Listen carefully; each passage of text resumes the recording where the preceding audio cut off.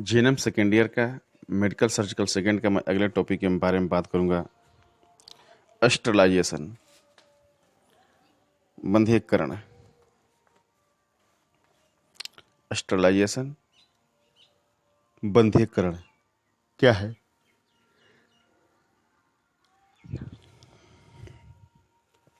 अस्ट्रलाइजेशन या बंधीकरण एक ऐसी प्रक्रिया है, एक ऐसी विधि है जिसके में पुरुष या महिला को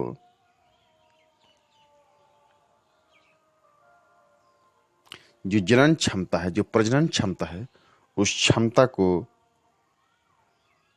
बंद किया जाता है। बंधीकरण एक ऐसी प्रक्रिया है जिस प्रक्रिया के द्वारा महिला या पुरुष के अंदर जो प्रजनन करने की क्षमता है, उस क्षमता को क्या कहते हैं? बंद किया जाता है। इसलिए इसको बंधीकरण या स्टरलाइजेशन भी कहते हैं। और इस प्रक्रिया में, और ये जो प्रक्रिया है ये परमानेंट है। ये प्रक्रिया क्या है? परमानेंट है, क्योंकि प्रजनन क्षमता को कम करने के लिए दो टाइप की प्रक्रिया होती है। एक होती है परमानेंट, मतलब कि हमेशा के लिए। एक होता है टेम्पररी, जो कि कुछ टाइम और कुछ समय के लिए होता है। टेम्पररी में जैसे आप दवा का यूज करते हैं, कंडोम का यूज करते हैं, आप कॉपर्टी का यूज करते हैं, अंतरा अक्षरा का यूज करते हैं। ये चीज़ का है टेम्पररी है, मतलब कुछ समय के लिए है, कुछ टाइम के लिए है। लेकिन जब बंधीकरण किया जाता है तो ये क्या होता है? ये परमानेंट होता है। अब मतलब कि अब इसको आप दोबारा रिवर्सेबल नहीं कर सकते। मतलब आप चाहेंगे कि फिर बच्चा करना है तो आप ऐसा नहीं कर सकते हैं।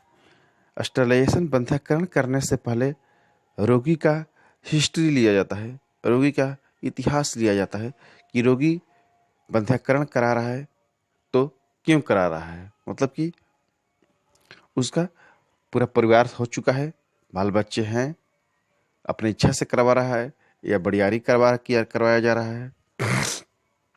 इस चीज़ को जानना जरूरी होता है, क्योंकि जब भी बंधीकरण किया जाता है वैसे वो किया था जिसके बाल बच्चे हो चुके हैं, जिसको बाल बच्चे की कोई आवश्यकता नहीं है। ऐसी परिस्थिति में बंधीकरण कराया जाता है, चाहे महिला हो चाहे पुरुष हो। बंधीकरण पुरुष का भी होता है और महिला का भी होता है।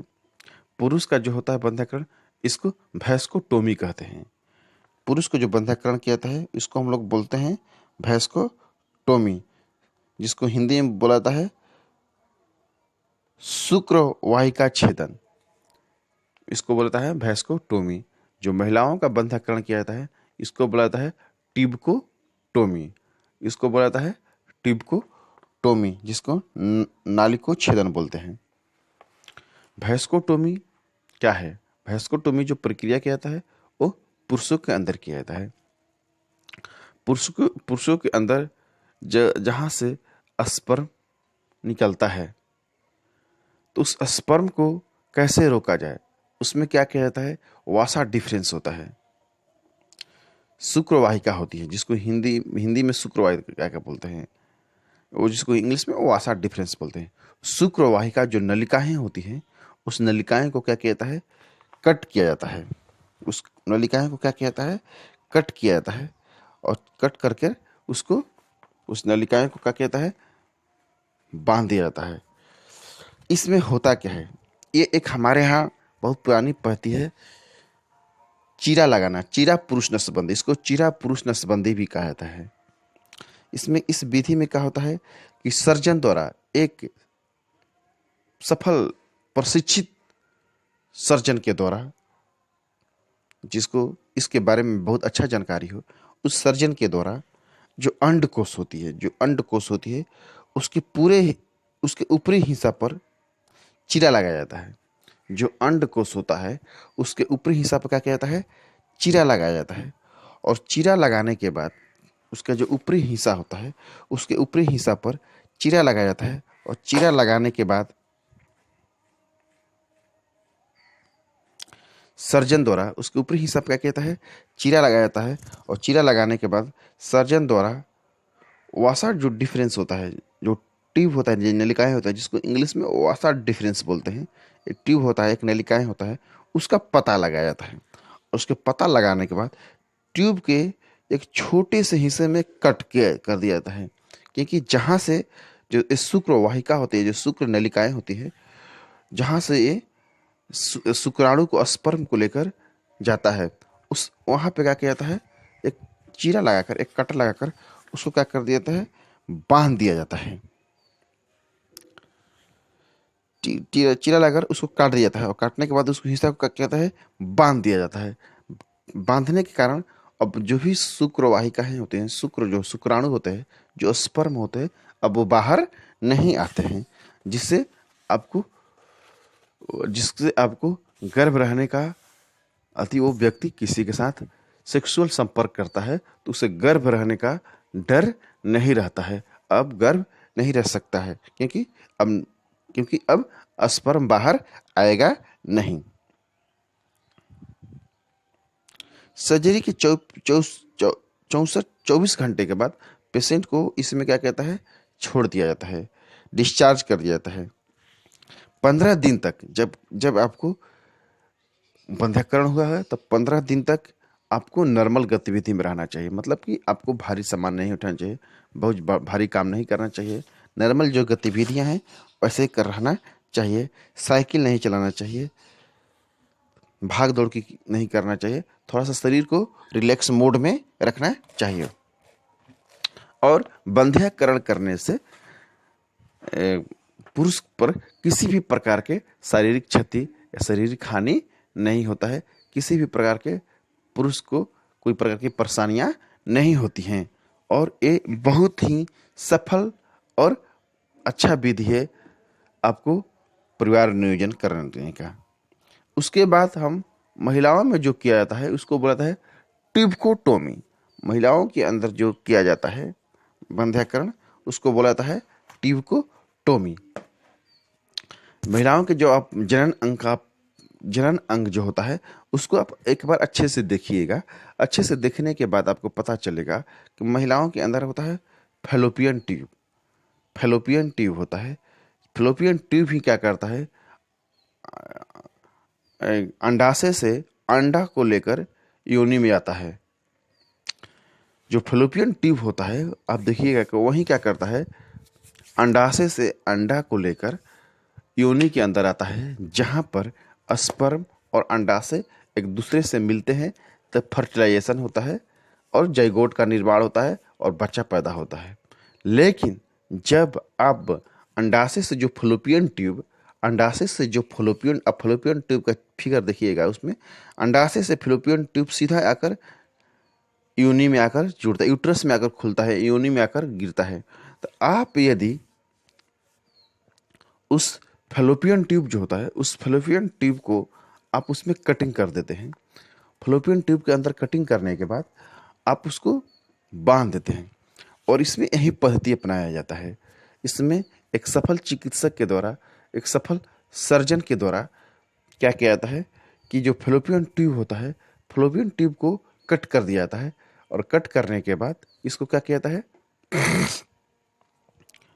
अच्छे से बांध दिया जाता है या सील कर दिया जाता है, जिसके चलते जो अंडाशय से जो अंडाणु होते हैं वो अब योनि के अंदर नहीं आते हैं। वो क्या होते हैं कि वहीं पर क्या होते हैं, वो रुक जाते हैं, जिसके चलते उन महिलाओं यदि सेक्सुअल संपर्क करती हैं तो उसको अब बच्चा ठहरने या बच्चा होने की संभावना नहीं रहता है।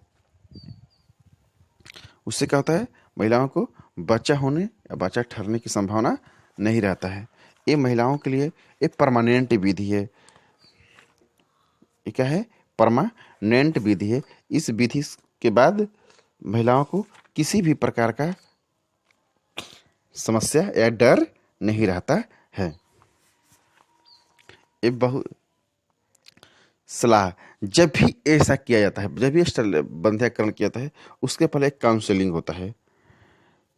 काउंसलिंग होता है इसके बारे में कि महिला और पुरुष दोनों का, कि आपका बाल बच्चा, मतलब कि जो लाइफ है, पारिवारिक लाइफ, वो सही चल रहा है, मतलब कि बाल बच्चा जितना चाहिए उतना है, मतलब कि है कि नहीं। अब आगे आपको बच्चा की जरूरत है या नहीं है। व्यक्ति को उसके बारे में लाभ और हानि के बारे में बताया जाता है, इसमें बड़ियारी नहीं किया जाता है। इसमें लाभ और हानि के बारे में बताया जाता है। बंधकरण कराने से आपको क्या लाभ होगा, उसे क्या आपको भविष्य में फायदा होगा, इसके बारे में लोगों को बताया जाता है।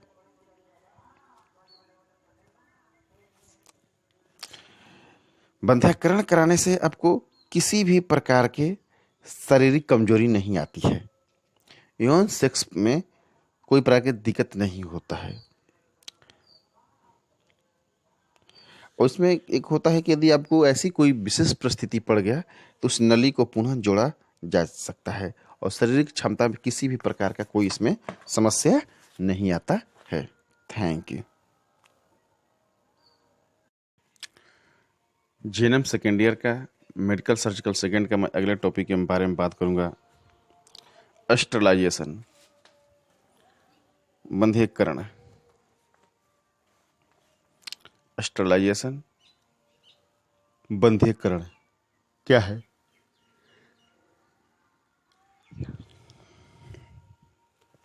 अस्ट्रलाइजेशन या बंधीकरण एक ऐसी प्रक्रिया है, एक ऐसी विधि है जिसके में पुरुष या महिला को